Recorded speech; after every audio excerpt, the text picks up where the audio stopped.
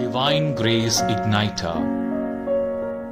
ಪ್ರಭು ಕ್ರಿಸ್ತರಲ್ಲಿ ನನ್ನ ಒಲವಿನ ಸಹೋದರ ಸಹೋದರಿಯರೇ, ಇಂದು ನಾವು ಆಗಮನ ಕಾಲದ 2ನೆಯ ಭಾನುವಾರದಲ್ಲಿದ್ದೇವೆ. ಆತ್ಮೇರೆ, ವಿಶ್ವವಿಖ್ಯಾತ ಪ್ರಭು ಯೇಸುವಿನ ಕಡೆಯ ಭೋಜನದ ಚಿತ್ರವನ್ನು ಚಿತ್ರಗಾರ ಲಿಯೋನಾರ್ಡ್ ಡಾವಿಂಚಿರವರು ಬರೆದರು ಎಂದು ನಾವು ಕೇಳಿದ್ದೇವೆ. ಮಿಲಾನ್ನ ದೊಡ್ಡ ದೇವಾಲಯದ ಗೋಡೆಯ ಮೇಲೆ 1495ರಿಂದ 1498 ತನಕ ಸತತ 3 ವರ್ಷಗಳ ಕಾಲದ ನಂತರ ಈ ಚಿತ್ರವನ್ನ ಮುಗಿಸಿದನು. ಈ ಲಿಯೋನಾರ್ಡ್ ಡಾವಿಂಚಿಗೆ ಒಬ್ಬ ಶತ್ರುವಿದ್ದ. ಆತನು ಸಹ ಒಬ್ಬ ಚಿತ್ರಣಗಾರನಾಗಿದ್ದ.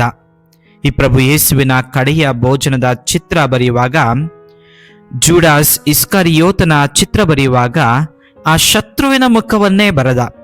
ಏಕೆಂದರೆ ನನ್ನ ಶತ್ರು ಇಡೀ ಲೋಕಕ್ಕೆ ಶತ್ರುವಿನ ರೀತಿ ಪ್ರತಿಬಿಂಬಿಸಬೇಕು ಎಂಬುದು ಆತನ ಉದ್ದೇಶವಾಗಿತ್ತು. ಆ ಕಾರಣದಿಂದ ಆ ರೀತಿ ಚಿತ್ರಿಸಿದ. ಈ ಚಿತ್ರವನ್ನು ಬರೆದ ನಂತರ ಯೇಸುಸ್ವಾಮಿಯ ಮುಖವನ್ನ ಚಿತ್ರಿಸಲು ಸತತ ಪ್ರಯತ್ನ ಮಾಡುತ್ತಾನೆ. ಹಲವಾರು ದಿವಸಗಳು, ತಿಂಗಳುಗಳು ತೆಗೆದುಕೊಳ್ಳುತ್ತಾನೆ. ಆದರೂ ಸಾಧ್ಯವಾಗಲಿಲ್ಲ. ತದನಂತರ ಏನು ತಪ್ಪಾಗಿರಬಹುದು ಎಂದು ಯೋಚನೆ ಮಾಡಲು ಆರಂಭಿಸುತ್ತಾನೆ. ತದನಂತರ ತನ್ನ ತಪ್ಪು ಏನಿರಬಹುದೆಂದು ತಿಳಿದು ತನ್ನ ಶತ್ರುವಿನ ಬಳಿ ಹೋಗಿ ಕ್ಷಮೆಯನ್ನ ಕೇಳುತ್ತಾನೆ. ತದನಂತರ ಇಸ್ಕರಿಯೋತನ ಚಿತ್ರದ ಮುಖವನ್ನ ಬದಲಿಸಿ ನಂತರ ಪ್ರಭು ಯೇಸುವಿನ ಚಿತ್ರ ಬರೆಯುತ್ತಾನೆ. ಆಗ ಮಾತ್ರ ಅವನಿಗೆ ಯೇಸುವಿನ ಚಿತ್ರ ಬರೆಯಲು ಸಾಧ್ಯವಾಗುತ್ತದೆ. ಹೌದು, ನನ್ನ ಆತ್ಮೀಯ ಸಹೋದರ ಸಹೋದರಿಯರೇ, ದ್ವೇಷವಿರುವ ಕಡೆ ಪ್ರೀತಿ ಇರಲು ಅಸಾಧ್ಯ. ಆ ದ್ವೇಷವನ್ನ ತೊಳೆದು ನನ್ನ ಪಾಪಗಳಿಗಾಗಿ ಪಶ್ಚಾತ್ತಾಪ ಪಡಲು ಹಾಗೂ ನಮ್ಮನ್ನೇ ಸಿದ್ಧಪಡಿಸಿಕೊಳ್ಳಲು ಇಂದಿನ ವಾಚನಗಳು ನಮಗೆ ಕರೆಯನ್ನ ನೀಡುತ್ತಿದೆ.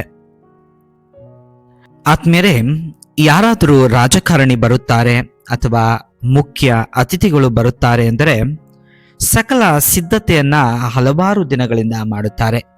ಅದೇ ರೀತಿಯಾದ ಸಿದ್ಧತೆಗೆ ಇಂದಿನ ವಾಚನಗಳು ನಮಗೆ ಕರೆಯನ್ನ ನೀಡುತ್ತದೆ. ಇಂದಿನ ಮೊದಲನೇ ವಾಚನವನ್ನ ಪ್ರವಾದಿ ಯೆಶಾಯನ ಗ್ರಂಥದಿಂದ ಆರಿಸಲಾಗಿದೆ. ಪ್ರವಾದಿ ಯೆಶಾಯನು ಪ್ರಭು ನ್ಯಾಯ, ನೀತಿ ಮತ್ತು ಶಾಂತಿಯನ್ನು ತರುವವರು ಎಂಬ ಸತ್ಯವನ್ನ ಪ್ರವಾದಿಸಿ, ಅವರು ನ್ಯಾಯ ನೀತಿಯ ಮೇರೆಗೆ ದೀನ ದಲಿತರ ಬಡವರನ್ನ ರಕ್ಷಿಸುವರು ಎಂದು ರಕ್ಷಕರ ಆಗಮನದ ಮಹತ್ವವನ್ನ ಎತ್ತಿ ಹಿಡಿಯುತ್ತಾರೆ. ಅಥವಾ ಇಂದಿನ ಮೊದಲನೇ ವಾಚನದಲ್ಲಿ ನಾವು ಆಲಿಸುವಂತೆ, ತೋಳ ಕುರಿಗಳು ಒಟ್ಟಿಗೆ ಮಲಗುವವು, ಮೇಕೆ ಚಿರತೆಗಳು ಜೊತೆಗೆ ಮೊಲೆಯೂಣುವವು, ಕರು ಕೇಸರಿಗಳು ಒಟ್ಟಿಗೆ ನಡೆಯುವವು, ಕೂಸು ನಾಗರ ಹಾವಿನ ಹುತ್ತದಲ್ಲಿ ಕೈ ಹಾಕಿ ಆಟವಾಡುವುದು. ಇವೆಲ್ಲ ಯೇಸು ಅಥವಾ ಮೆಸ್ಸಿಯ ರಾಜ್ಯದ ಲಕ್ಷಣ. ಅಲ್ಲಿ ದ್ವೇಷವಿಲ್ಲ, ಬದಲಿಗೆ ಪ್ರೀತಿ, ಐಕ್ಯತೆ, ಶಾಂತಿ, ಸಮಾಧಾನ, ಸುಖ, ಸಮೃದ್ಧಿ ತುಂಬಿರುತ್ತದೆ ಎಂದು ತಿಳಿಸುತ್ತಾರೆ. ಅದೇ ರೀತಿಯಾದ ವಾತಾವರಣದಿಂದ ನಮ್ಮ ನಾಡಿನಲ್ಲಿ ಇರಬೇಕು, ಈ ರೀತಿ ಸಿದ್ಧವಾಗಲು ಕರೆ ನೀಡುತ್ತಿದ್ದಾರೆ. ಇಂದಿನ 2ನೇ ವಾಚನದಲ್ಲಿ ಸಂತ ಪೌಲರು ರೋಮನರಿಗೆ ಬರೆದ ಪತ್ರದಲ್ಲಿ ಹೇಳುತ್ತಾರೆ, ಹೇಗೆ ಯೇಸು ನಿಮ್ಮನ್ನು ದೇವರ ಮಹಿಮೆಗಾಗಿ ಪ್ರೀತಿಯಿಂದ ಒಗ್ಗೂಡಿಸಿದ್ದಾರೆ, ಹಾಗೆಯೇ ನೀವು ಸಹ ಪರಸ್ಪರ ಪ್ರೀತಿ ಅನ್ಯೋನ್ಯತೆಯಿಂದ ಜೀವಿಸಿರಿ. ನೀವೆಲ್ಲರೂ ಕ್ರಿಸ್ತ ಯೇಸುವನ್ನು ಅನುಸರಿಸುತ್ತಾ ಯೇಸುವಿನ ಆದರ್ಶದಂತೆ ಜೀವಿಸಲು ಕರೆಯನ್ನ ನೀಡುತ್ತಿದ್ದಾರೆ. ಇಂದಿನ ಶುಭ ಸಂದೇಶದಲ್ಲಿ ಪಶ್ಚಾತ್ತಾಪ ಪಟ್ಟು ಪಾಪಕ್ಕೆ ವಿಮುಖರಾಗಿ ದೇವರಿಗೆ ಅಭಿಮುಖರಾಗಿರಿ, ಆಗ ದೇವರು ನಿಮ್ಮ ಪಾಪಗಳನ್ನ ಕ್ಷಮಿಸಿ ಬಿಡುವರು ಎಂದು ಅಂತರಂಗದ ಶುದ್ಧಿಯನ್ನು ಜೋರ್ಡಾನ್ ನದಿಯ ತೀರದಲ್ಲಿ ಸಾರಿ ಹೇಳಿದನು. ಬಾರೂಕನ ಗ್ರಂಥದಲ್ಲಿ ನಾವು ಯಾವ ರೀತಿ ಸಿದ್ಧತೆ ಮಾಡಿಕೊಳ್ಳಬೇಕು ಎಂದು ಅನೇಕ ಅಂಶಗಳನ್ನು ನೀಡುತ್ತಾರೆ. ಎಲ್ಲ ಹಳ್ಳ ಕೊಳ್ಳಗಳು ಭರ್ತಿಯಾಗಬೇಕು, ಬೆಟ್ಟ ಗುಡ್ಡಗಳು ಮಟ್ಟವಾಗಬೇಕು, ಅಂಕು ಡೊಂಕಾದವು ಪ್ರಭುವಿನ ಆಗಮನಕ್ಕೆ ಸಿದ್ಧವಾಗಬೇಕು. ಹೀಗೆ ಮನಶುದ್ಧತೆಯ ಅಗತ್ಯ ಎಂದು ಹೇಳುತ್ತಾರೆ. ಅದೇ ರೀತಿಯಾದ ಸಿದ್ಧತೆ ನಾವು ಮಾಡಿಕೊಳ್ಳಲು ಸ್ನಾನಿಕ ಯೌವನನು ಸಹ ನಮಗೆ ಕರೆ ನೀಡುತ್ತಿದ್ದಾರೆ. ಸುಮಾರು 400 ವರ್ಷಗಳ ಕಾಲ ದೇವರ ಪ್ರತಿನಿಧಿ ಅಥವಾ ಪ್ರವಾದಿಗಳಿಲ್ಲದೆ ಜುದೆಯ ನಾಡಿನ ಜನರು ದೇವರಿಗೂ ಭಯಪಡದೆ, ಜನರಿಗೂ ಹೆದರದೆ ಪಾಪದ ಜೀವನ ಜೀವಿಸಿದರು. ಅವರ ಪಾಪದ ಕೊಡವು ತುಂಬಿ ತುಳುಕುತ್ತಿತ್ತು. ಅವರ ಪುನಶ್ಚೇತನಕ್ಕೆ ದೇವರು ಪುನಃ ಸ್ನಾನಿಕ ಯೌವಾನರನ್ನ ಕಳುಹಿಸಿಕೊಟ್ಟರು. ಅವರು ಹಳೆಯ ಒಡಂಬಡಿಕೆಯ ಕಡೆಯ ಪ್ರವಾದಿ ಹಾಗೂ ಹೊಸ ಒಡಂಬಡಿಕೆಯ ಮೊದಲ ಹಾಗೂ ಕಡೆಯ ಪ್ರವಾದಿಯೂ ಹೌದು. ಅವರ ಕಾಲದಲ್ಲಿ ಯಹೂದ್ಯರ ಸಮುದಾಯದಲ್ಲಿ 2 ಪ್ರಮುಖ ಗುಂಪುಗಳಿದ್ದವು. ಮೊದಲನೆಯದು ಫರಿಸಾಯರ ಗುಂಪು. ಮೋಶೆಯ ಕಟ್ಟಳೆಗಳನ್ನ ಚಾಚೂ ತಪ್ಪದೆ ಪಾಲಿಸುತ್ತಿದ್ದರು. ಇವರು ಜನರ ಮೇಲೆ ಅನೇಕ ಕಟ್ಟಳೆಗಳನ್ನ ಹೇರುತ್ತಿದ್ದರು. ಇವರ ಜನಸಾಮಾನ್ಯರಿಗೆ ಪಾಲಿಗೆ ಕಬ್ಬಿಣದ ಕಡಿಲೆ ಆಗಿತ್ತು. ಎರಡನೆಯ ಗುಂಪು ಸದ್ದುಗಾಯರ ಗುಂಪು. ದೇವರು ಒಬ್ಬರೇ ಎಂಬ ನಿಶ್ಚಯ ನಂಬಿಕೆ ಆದರೂ ದೇವರ ಕೃಪಾಶಕ್ತಿಯಲ್ಲಿ ನಂಬಿಕೆ ಇರಲಿಲ್ಲ. ಅವರಿಗೆ ಪುನರುತ್ಥಾನದಲ್ಲಿ ವಿಶ್ವಾಸವಿರಲಿಲ್ಲ. ಇಂತಹ ಸಂದರ್ಭದಲ್ಲಿ ಕಾಣಿಸಿಕೊಂಡವರು ಪ್ರವಾದಿ ಯೌವಾನ. ಬೆಂಗಾಡಿನಲ್ಲಿ ವಿಷ ಸರ್ಪಗಳ ಚಲನವಲನಗಳನ್ನ ಅರಿತುಕೊಂಡಿದ್ದರು.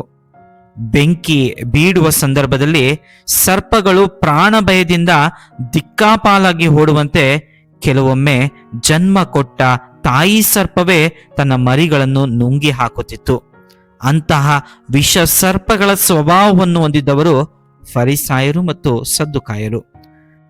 ಆದ್ದರಿಂದ ಯೌವಾನರು ಅವರಿಗೆ, ಎಲೆ ಈ ವಿಷ ಸರ್ಪಗಳ ಪೀಳಿಗೆಯೇ, ಬರಲಿರುವ ದೈವ ಕೋಪದಿಂದ ತಪ್ಪಿಸಿಕೊಳ್ಳಬಹುದೆಂದು ನಿಮಗೆ ಎಚ್ಚರಿಕೆ ಕೊಟ್ಟವರಾರು? ನೀವು ಪಾಪಕ್ಕೆ ವಿಮುಖರಾಗಿದ್ದೀರಿ ಎಂಬುದನ್ನು ಸತ್ಕಾರ್ಯಗಳಿಂದ ವ್ಯಕ್ತಪಡಿಸಿರಿ ಎಂದು ನೈಜ ಹೃದಯದ ಪರಿವರ್ತನೆಗೆ ಕರೆ ಕೊಟ್ಟಿದ್ದಾರೆ. ಆದುದರಿಂದ ಆತ್ಮೀಯರೇ, ಪ್ರಭುವಿನ ಬರುವಿಕೆಗೆ ನಾವು ಪರಿವರ್ತನೆಯ ಜೀವನವನ್ನು ಜೀವಿಸಬೇಕು. ಪರಿವರ್ತನೆಗೆ 3 ಮಾರ್ಗಗಳಿವೆ. ಮೊದಲನೆಯದು, ಫಲವನ್ನೇ ಕೊಡದ ಮರಗಳನ್ನು ಕಡಿದು ಹಾಕುವಂತೆ ನಮ್ಮ ಹೃದಯದಲ್ಲಿ ಫಲ ಕೊಡದೇ ಇರುವಂತಹ ಕೆಟ್ಟ ಅಭ್ಯಾಸಗಳನ್ನ ಅಥವಾ ಹವ್ಯಾಸಗಳನ್ನ ಬೇರು ಸಹಿತ ನಿರ್ಮೂಲಗೊಳಿಸಬೇಕಾಗಿದೆ. ಎರಡನೆಯದಾಗಿ, ಗೋಧಿಯ ಕಾಳನ್ನ ಗಾಳಿಗೆ ತೂರಿ ಕಾಳುಗಳನ್ನು ಆಯ್ದುಕೊಂಡು ಹೊಟ್ಟನ್ನು ಬೆಂಕಿಗೆ ಬಿಸಾಕುವಂತೆ ನಮ್ಮ ಕೆಟ್ಟ ಆಯ್ಕೆಗಳನ್ನ, ದುರಾಲೋಚನೆಗಳನ್ನ ಕಿತ್ತು ಬೆಂಕಿಗೆ ಬಿಸಾಡಬೇಕಾಗಿದೆ. ಕೊನೆಯದಾಗಿ ಆತ್ಮೀಯರೇ, ನೆಪಗಳನ್ನು ಕೊಡುವುದನ್ನು ಸಂಪೂರ್ಣವಾಗಿ ನಿಲ್ಲಿಸಬೇಕು. ನಿಜವಾದ ಪಶ್ಚಾತ್ತಾಪ ಮತ್ತು ಪರಿವರ್ತನೆಯ ಮನೋಭಾವ ನಮ್ಮಲ್ಲಿರಬೇಕು. ಒಳ್ಳೆಯ ಹಾದಿಯಲ್ಲಿ ನಡೆದು ಕ್ರಿಸ್ತನ ಬರುವಿಕೆಗೆ ಸಿದ್ಧರಾಗಬೇಕಾಗಿದೆ. ಈ ಒಂದು ವರದಾನಗಳಿಗೋಸ್ಕರ ನಾವೆಲ್ಲರೂ ಈ 2ನೆಯ ವಾರದ ಆಗಮನ ಕಾಲದಲ್ಲಿ ಪ್ರಾರ್ಥಿಸೋಣ. ಆಮೆನ್. ಸಂತರ ಕಥೆಗಳು, ದೇವರ ವಾಕ್ಯದ ಪ್ರಬೋಧನೆ ಹಾಗೂ ಮತ್ತಿತರ ಆಧ್ಯಾತ್ಮಿಕ ವಿಷಯಗಳನ್ನು ಆಲಿಸಲು ದಯವಿಟ್ಟು ಸಬ್ಸ್ಕ್ರೈಬ್ ಮಾಡಿ ಡಿವೈನ್ ಗ್ರೇಸ್ ಇಗ್ನೈಟರ್.